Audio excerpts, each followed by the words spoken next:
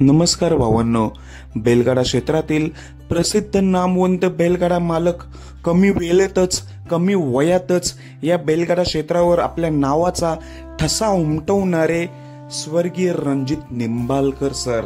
भावांनो, उद्या 25 एप्रिल रोजी स्वर्गीय रणजित निंबाळकर सरांची जयंती म्हणजेच वाढदिवस.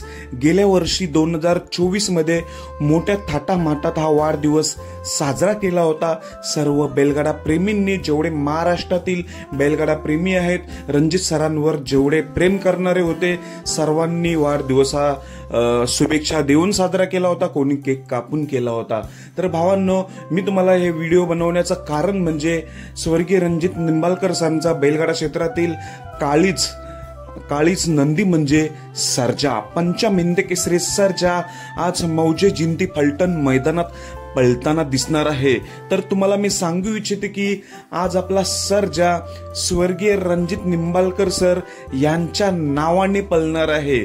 उद्या रणजित सरांची जयंती असल्यामुळे आज पंचम हिंद केसरी सर्जा आपल्या खऱ्या मालकासाठी आज पळणार आहे मौजे जिंती फलटण येथे.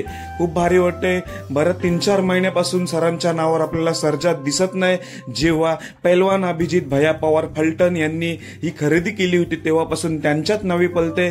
पण उद्या स्वर्गीय रणजित निंबाळकर सरांची जयंती असल्यामुळे आज आपला सर्वांचा लाडका आवडीचा नंदी, वेगाचा बादशाह, वेगाचा शेवट, पंचम हिंद केसरी सर्जा स्वर्गीय रणजित निंबाळकर सरांच्या नावाने पळणार आहे. म्हणजे आपल्याला जुने दिवस आता आठवणार आहेत. स्वर्गीय रणजित निंबाळकर सरांचा काळीच वेगाचा बादशाह सर्जा आज मैदानात पळताना दिसणार आहे मौजे जिंती फलटण येते.